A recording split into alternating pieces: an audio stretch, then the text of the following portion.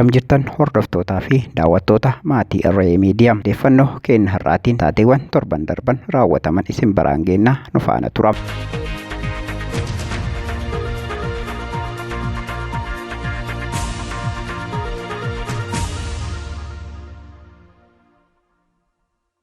Taateewwan torban darban raawwataman keessaa poolisiin qabamuu abbaa obbo Shamsaddiin Tahaa Horroo Guduruu Wallaggaatti dargaggoo lama poolisii humna addaa Oromiyaatiin ajjeefamuu mootummaan federaalaa dhaabbata TV Dimtsa Wayyaanee to'achuu ammas waraana mootummaatiin manni qabsaa'otaa gubachaa jiraachuu fi odeeffannoo haala yeroo akkaataa naannoon Tigraay keessa jirtu qabannee isiniif dhiyaanneerra nu faana tura.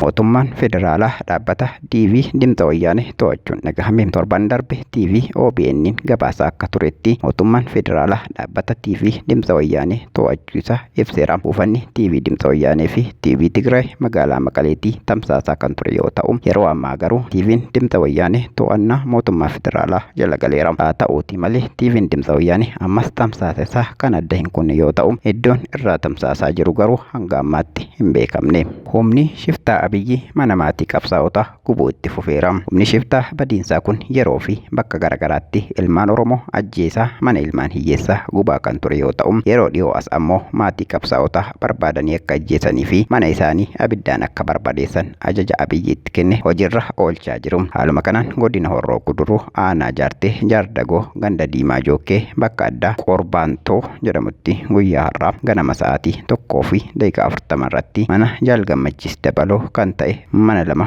gubuun dhagahameera. Jaalgammachiis qabsaa'ota gameessaa fi kanaan dura nama bara Wayyaanee keessa hidhamee manneen hidha Maakalaawii, Qaallitti, Qiliinxoo fi Baatutti waggaa 13 dararamaa turedha. Erga hidhaa bahees roorroon itti jabaannaan maatii fi qe'ee isaanii dhiisee dirree qabsoo hidhannootti seenee lolee lolchiisaa jira. Shiftaa sodaattuun kun bakka dhiirri jiru dhaquu sodaattee goola keessa naannoftee mana maatii qabsaa'aa gubaarti. Kanaan duras baatii darbe keessa aanuma Jaartee Jaardagoo ganda Jaaroo Sireetti kan argamu mana maatii Jaal Irraan Gorree Ittaanaa gubuun abbaa isaa obbo Ittaanaa Tola ajjeesuun ni yaadatama. Mana maatii qabsaa'otaa gubuu fi maatii isaanii ajjeesuun mallattoo shiftaa Abiyyiiti. Kuni garuu qabsoo irraa taakkuu tokko duubatti kan nama deebisu osoo hin taane hedduu kan itti nama jajjabeessudha jechuun jiraattonni naannichaa dubbataniiru. Godina Wallagga Bahaa aanaa Kiraamuutti ilmi keessan qeerroon irratti kakaase jechuun abbaa warraa fi haadha warraa mana isaaniitii qabanii hidhuu maatiin himaniiru. Aanaa Kiraamuu keessatti hidhaa fi reebichi poolisii humna addaa Oromiyaatiin uummata nagaa irratti raawwataa jiru hammaatee itti fufuu kan himu jiraataan aanichaa. Barattoota yuunivarsiitii galanii qe'ee jiran dabalatee qeerroowwan aanicha keessa jiraatan guuranii hidhuurra darbuun doorsisaa fi hidhaan maatii ijoollee hidhaa baqatanii naannoo sanarraa siqanii jiran irratti hedduu hammaachuu namni kun himeera. Jiraataan aanichaa dubbisne kun akka jedhutti guyyoota lama dura muddee 5 bara 2020 ilma keessantu qeerroo mootummaa irratti kakaase. Ilmi keessan shanidha. Inni jiru eessa jechuun haadhaa fi abbaa nama biyyaa baqatee jiru kan ta'e aadde Marartuu Guddataa fi obbo Dagalee Kumii maatii tokko keessaa abbaa warraa fi haadha warraa waajjira poolisaa aanaa Kiraamuutti hidhanii jiru jechuun namni kun dubbateera. Sababbii ilmi keenya bakka jiru hin beeknu jedhan qofaaf hidhamuu maatii kanaa kan dubbatu namni kun ilmi isaanii kun dargaggeessa ganna 25 oliiti jechuun itti gaafatamummaa maatii jala akka hin jirrellee dubbateera. Sanaan alattis maatiin hidhaman kun qe'ee fi qabeenya isaaniirra waan qabamaniif ijoolleen qe'eetti hafanis yaaddoo keessa akka jiran dubbateera. Aanaa Kiraamuu keessatti reebichaa fi hidhaan kan yeroo kamii caalmatti hammaateera kan jedhu namni kun isaaniin alattillee Kiraamuu keessatti hidhaa fi dararaan ilmaan Oromoo irratti guddaa fi xiqqaa otoo hin jedhan gaggeeffamaa jira jechuun dubbateera. Godina Wallaggaa keessa Wallagga Lixaa bakkeewwan muraasaa fi Qeellama Wallaggaatti niitoorkiin bilbilaa guutumaan guututti balleeffamee jiraattonni rakkoo hamaa keessa jiraachuu gabaasaa turuun keenya ni yaadatama. Godina Horroo Guduruu Wallaggaa aanaa Guduruu ganda Habeebee jedhamutti poolisiin humna addaa Oromiyaa dargaggoota lama halkaniin manaa baasuun ajjeesanii bosonatti gatu jiraattonni himaniiru. Aanaa Guduruu ganda Habeebee jedhamu keessatti halkan qixxee poolisii humna addaa Oromiyaatiin mana maatii isaanii keessa qabamanii muddee 7 bara 2020 rasaasaan ajjeefamanii bosona keessatti reeffi isaanii ganamaan argamu jiraattonni magaalichaa dubbataniiru. Dargaggoon ajjeefaman kunniin Oromoo Mallasaa fi Nugusaa Geetaachoo kan jedhaman yoo ta'an qeerroowwan Oromoo qabsoo waggoota lamaan duraa keessatti qooda olaanaa qaban ta'uu odeeffanneerra. Qeerroowwan ajjeefaman kunniin barattoota yoo ta'an hawaasa keessatti jaalatamummaa namoota qaban ta'uu maddi keenya kun nutti himeera. Oromiyaa godinaalee garaagaraa keessatti qeerroowwan Oromoo kaan hidhaatii baasanii kaan ammoo maatii biratti qaamolee nageenya mootummaan ajjeefamuun agarsiiftuu waanjoo gabrummaa kan jedhu namni guduruu irraa dubbisne kun Oromoon wal faana falmatee wal faana gaafatee roorrootti xumura gochuu qaba jechuun dhaamsa isaa dabarfateera. Yuunivarsiitii naannoo Oromiyaatti barsiisaa seeraa ta'uun tajaajilaa kan ture obbo Salamoon Dibaabaa Muddee 4 bara 2020 muummee barnoota seeraa yuunivarsiitichaa keessatti poolisii humna addaa Oromiyaatiin butamuusaa hiriyyaan isaa magaalaa Baaturraa bilbilaan nutti himeera. Barsiisaa Salamoon Dibaabaa ogummaa barsiisummaa cinaatti mora baruu fi dhimmoota seeraa waliin wal qabatan barreessuun beekama. Sababni poolisiin nama kana ukkaamseefis maaliif waan Oromoo barreessite jechuun alatti sababni addaa nama kana hiisu hin jiru jechuun nutti himeera. Hayyoota Oromoo keessaa tokko kan ta'e barsiisaa Salamoon Dibaabaa yeroo ammaa kana waajjira poolisii Baatuu keessatti hidhamee jiraachuu maddi keenya kun nuun ga'eera. Obbo Xahaa Mahamad Abbaa Shamsaddiin Tahaa kan ta'an maaliif dhaqxee ilma kee dubbiste jechuun godina Harargee Lixaa aanaa Daaroo Labuu magaalaa Kaadulloo jedhamtutti poolisii humna addaa Oromiyaa fi raayyaa ittisa biyyaatiin qabamanii hidhamuu maatiin isaanii dubbataniiru. Maatii isaa kun akka nutti himetti sababa obbo Xahaa Mahamad hidhamaniif ilma isaanii Shamsaddiin Tahaa kan Finfinneetti hidhamee jiru dhaqanii waan dubbisaniif qofa. Hirmannaa hawaasa naannoo fi faccisa obbo Xahaa booda garuu maqaa meeshaa hayyama hin qabne qabda jedhuun sababa to'atamuu isaanii poolisiin maatiitti himu miseensi maatii isaa dubbisne tokko nutti himeera. Harargee Lixaa aanaa Daaroo Labuutti meeshaa hayyama qabu hawaasni qabachuun waan haaraa osoo hin taane aadaadha kan jedhu maatiin nama kana obbo Xahaan hayyama meeshaa qabanii yeroo waajjira poolisaatti dhiyeessanis dhimmichi amma booda qoratama jechuun alatti furmaanni addaa nuuf kenname hin jiru jedhaniiru. Ilmi isaanii obbo Shamsaddiin Tahaa ajjeefamuu artist Haacaaluu Hundeessaa booda kan to'atame yoo ta'u reebicha qaamolee mootummaatiin isarratti raawwatameen gurri isaa miidhamuu kana dura gabaasaa turuun keenya ni yaadatama. Sababbii ilmi isaanii hidhaa jiruu Finfinnee deemuun dubbisan qofaaf umrii dullummaatti hidhamanii hiraarfamaa jiraachuun bu'uura seeraas hin qabu kan jedhan maatiin isaanii obbo Xahaa Mahammad manguddoo jaarsa biyyaa yeroo ta'an aanaa Daaroo Labuu magaalaa Gaaddullootti qabamanii waajjira poolisii magaalaa Mijataa keessatti hidhamanii akka jiranis maddi keenya kun nuun gaheera. Bakka bu'aa paartii KFO godina Jimmaa kan ta'e obbo Umar Xaahir dabalatee hidhamtoota siyaasaa galmee obbo Abdii Geetaachoo jalatti argaman namoonni 23 Sadaasaa 24 bara 2013 namurtii waliigalaa Oromiyaa dhaddacha lixaatti dhiyaachuun abbaan alangaa himata yaalii fonqolcha mootummaa gaggeessite jedhu itti baasuu gareen abukaatoo fi faccisa hidhamtoota siyaasaa Oromoo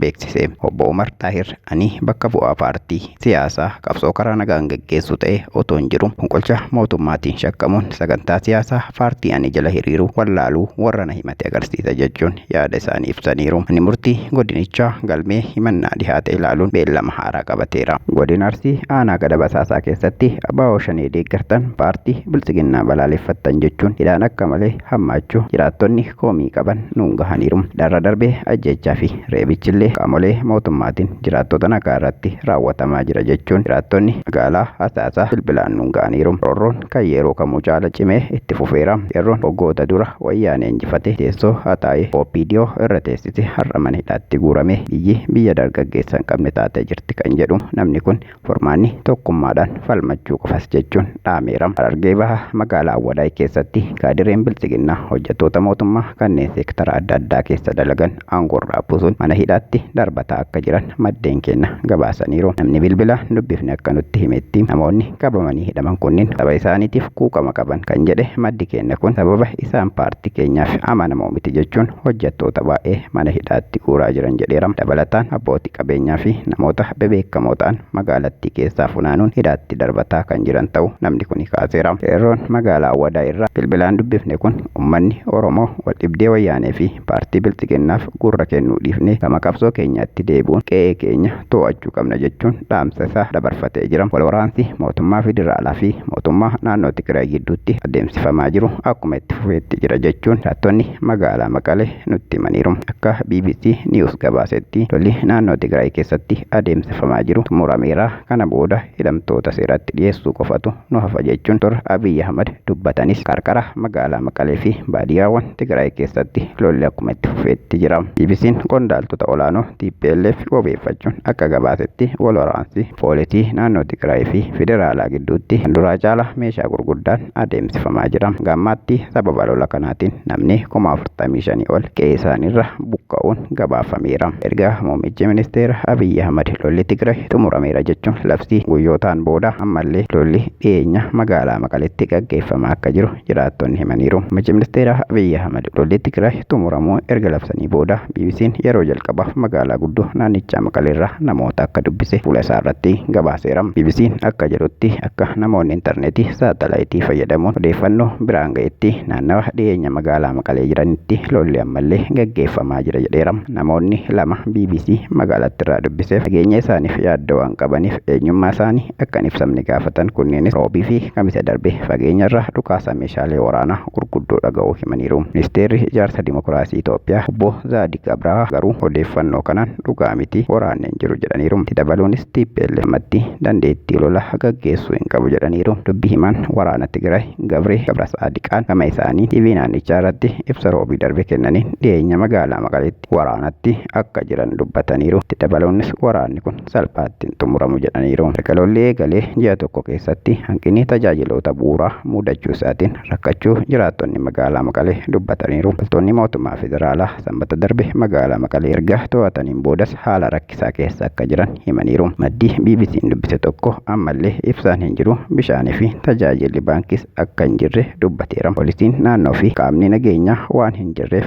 saamichi taatee idilee ta'eeras jedhaniiru. Magaalicha keessa mootummaan hin jiru kan jedhu jiraataan kun humnoonni mootummaa bakkeewwan muraasa qofatti akka mul'atan dubbateera. Gama biraatiin ammoo miidiyaaleen biyyattii mootummaatti hidhata qaban magaalattii jireenya idileetti deebi'aa jirti jechuun gabaasaa turuun isaanii ni yaadatama. Sanbata darbe loltoonni mootummaa federaalaa magaalaa jiraattota miiliyoona walakkaa qabdu to'achuun dura haleellaan raawwatamee ture. Haleellaa kana jala baraaramuufis jiraattonni muraasni magaalattiin alatti baqatanii turani. Sanbata darbe muummichi ministeera Abiy Ahmad paarlamaa biyyattii duratti dhiyaachuun seensota paarlamaatti waraana kana keessatti namni nagaa tokko hin ajjeefamne jechuun himaniiru. Haa ta'u malee maddeen BBC Maqaleerraa dubbise haleellaa sanbata darbeen booda namoota nagaa madaa'anii fi du'an hospitaala keessatti arguu dubbateera. Lola sanbata darbee hordofees hospitaalonni fi dhaabbileen fayyaa Maqalee keessa jiran namoota madaa'aniif du'aniin cinqamu koreen fannoo diimaa idil addunyaa gabaaseera. Komii kanaaf deebii kan kennan obbo Zaadiq Abrahaa waan muummichi ministeera Abiy Ahmad paarlamaatti himan irra deebuun gama keenyaan miidhaa namoota nagaa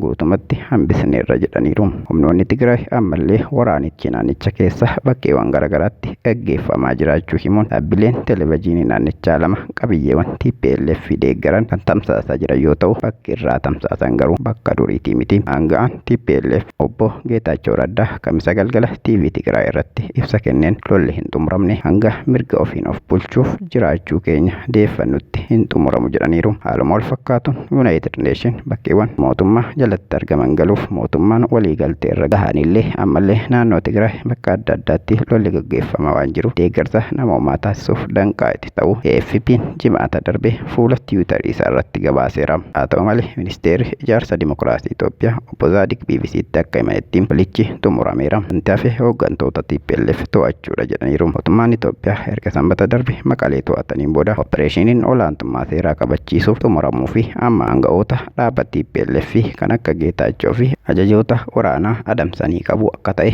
ibsuun ni yaadatama. Humnoonni Tigraay gama isaanii naannoo isaanii weerartoota irraa ittisuuf lola akka itti fufan ibsaniiru. Lola erga eegalee ji'a tokko ta'een kanaan namoonni 45,000 ol ta'an qe'ee isaanii irraa buqqa'uun Suudaanitti baqataniiru. Kabajamtoota hordoftoota maatii Irree Miidiyaa odeeffannoon har'aaf qabannee dhiyaanne kana fakkaatama. Odeeffannoo birootiin hanga walitti deebinutti nagaan nuuf tura.